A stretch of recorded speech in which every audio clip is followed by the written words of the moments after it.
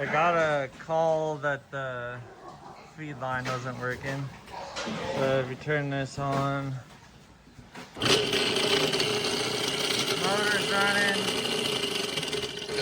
feed line's not turning, you can see a catch. So the gearbox went bad. So you gotta take there's bolts on the back here. You gotta take those off. There's bolts right here. You gotta take all 4 of those off. Pull this whole thing out, undo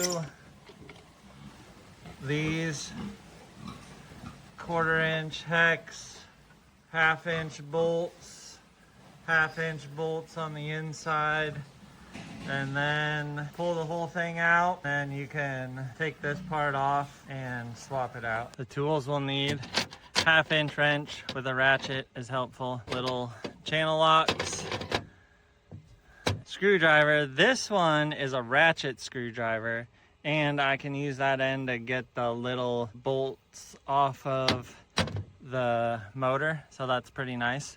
And then you might need a flathead.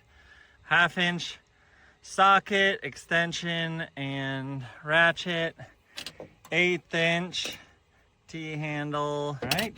And then we got vice grips for holding the feed line out when you take the motor and gearbox off. Of course, DeWalt. And then I've got the 1/4-inch on here to take off the part that holds the gearbox to the feed line. This is not ideal, but I have it hanging out. Make sure you put a clamp on there. And then I'm gonna use the impact on those. And then I got my board here to set the motor on. When it comes off, you got that. It just came right out of there. After I took both of those out, you can usually slide it out.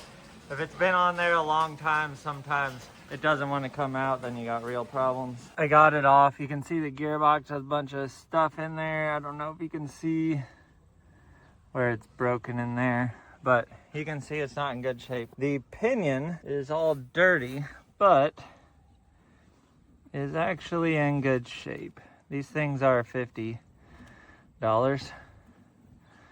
For some reason, this little guy was in here. I don't know what happened there. This is the new gearbox. See all the gears in there are good. This one's brand new. It comes with some hardware, and then you also need the pinion. So I'll have all that stuff out, and then you need 80-90 weight gear oil to put in there. I'm gonna hang it without the motor on it. There's 2 bolt sizes. The longer one goes on that part.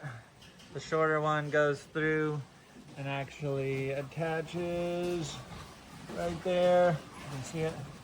All right, so I'm gonna let the line back in. You gotta be really careful on that part.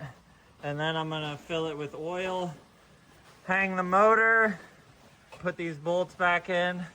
It should be back in operation. We got everything back together. The hardest part is getting this bolt back on. The easiest way to do it, to take this off, then you can get your hand up in there, but I was being lazy, so probably took me 10 minutes to get that on. I was just going to put this on. As you can see, maybe there's already a pin in there for this part, but then when I was looking at it, you can see this part is messed up. So I've actually got a motor with me. I'm gonna put a new motor on here. All right, so I put the pinion on because that shaft looks a little longer than the one I took off, but I tested it, it's gonna be fine. 1/8 inch to screw that in. Then you just put it on there and then put it on the gearbox to make sure it's not gonna bottom out, and you should be good. I'm gonna put oil in the gearbox, put the motor on, tighten it down, and then rewire that thing. The wiring is different. This one looks like that. That one looks like this. We got your plate on here that tells you what. But black is going to white. Red and yellow are going to white coming in, which are my 2 powers. And then I got a green one that goes over here. I got it. Your white power going in goes to one of the powers, and then your black goes to the other one, which on this one, P1 is a power. I put my black one on 4 and 5. I'm gonna turn it on. If the motor runs backwards, you have to switch 2 wires. It was indeed the 2 were switched around. I switched T5 and T8, and then it started running the right way. We gotta wait for the feed to get here, but we got everything buttoned up. So what we did here was change the gearbox, change the motor, rewired the motor, put the gearbox back on, reverse the direction of the motor, and now we've got feed. All right, so we are headed back out the driveway to head home.